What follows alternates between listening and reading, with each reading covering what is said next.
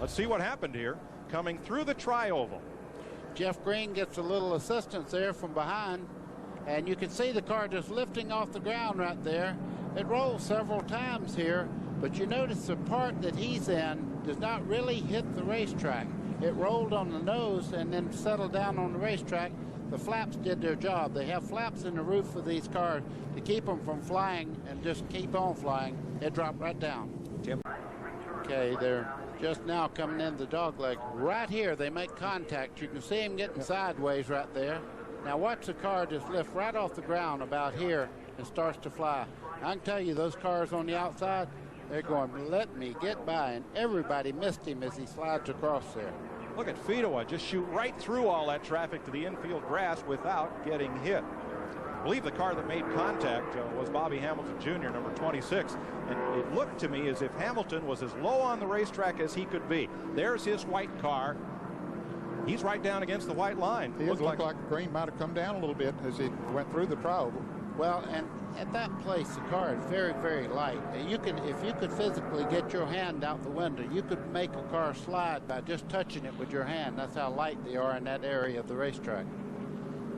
The luckiest fellow in Daytona right then was Tim Fedowa, because he locked the car down and cut it left and came all the way across without incident. Let's ride with Jeff Green.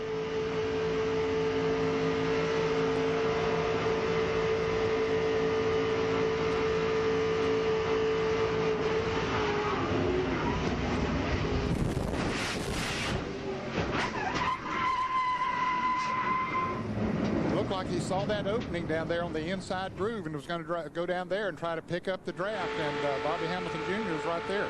From Joe Nemechek's car.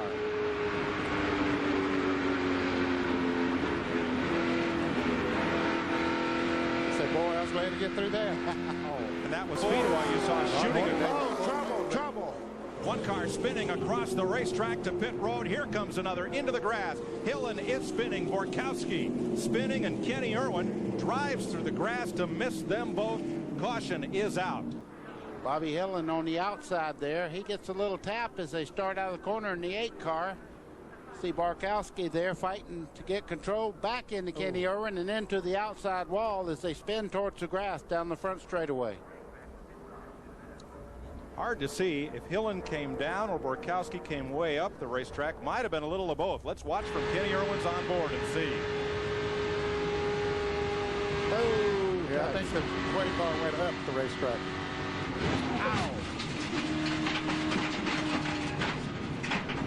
Kenny Irwin, who had just come out of the pits the lap before, was right in the middle of it.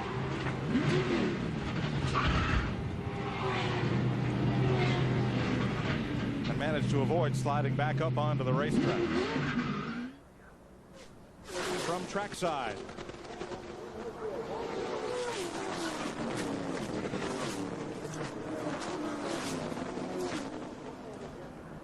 And again, watch the 20 car on the bottom. That's arrow push as they start off. That's the same thing that happened in the Bud Shootout the other day when the 40 car Sterling Marlin went up and made contact on the car outside of him. Mike Borkowski's from Middlebury, Connecticut. He's the last car on the lead lap. Oh, trouble. 5 cars up in the wall at turn 1. There's fire coming out of the car right up against the wall there. 77 is Chad Chaffin. Hut Strickland in the 61. And cars still wrecking off, coming off of turn 2. See, the cars are all bunched up together going into the turn. Okay, right there, you can see the 77 car, Chad Chaffin, getting in trouble. He goes up and collects Hut Strickland in 61. Fire breaks out as they slide along the wall, and you can see many other cars involved in the accident just behind there. And some cars taking evasive action, getting down on the flat part of the racetrack and coming on around. Now, whether when they came off of that flat part, that caused the second wreck, don't know yet. Well, Elton Sawyer got into those two. That's what damaged his car, and there was one other car that hit the two of them. There's the aftermath.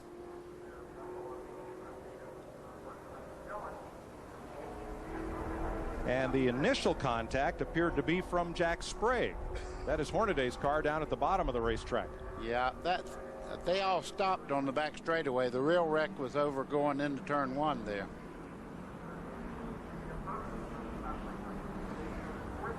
Wow. Looks like fuel pump broken off one of those cars up in the left front location. Those are the flames you see. Most of that smoke is tire smoke.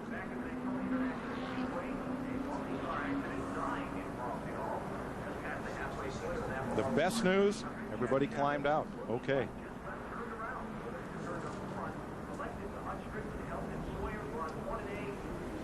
Let's show you what Ron Hornaday saw. Now that's Chad Chaffin, the red car to his right. And he gets turned right in front of him.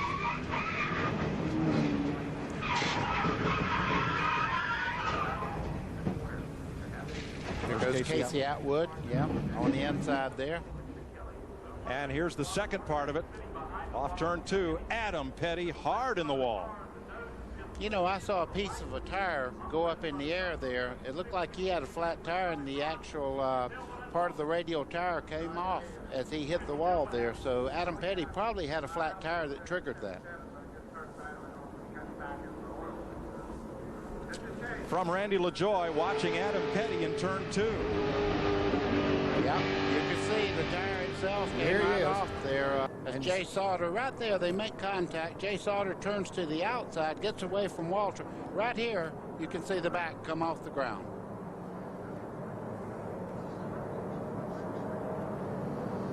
And then it digs in and starts that barrel roll.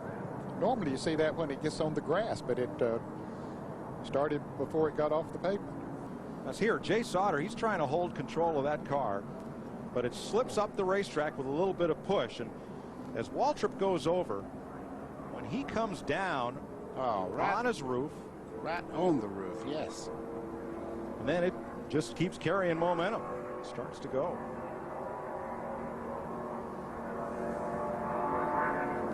You know, I raced for 35 years, and I never did that. Good thing. Never did that. Thank goodness. He's going to get a tap here, Ned, as he comes off the tri-oval down on the inside of the racetrack.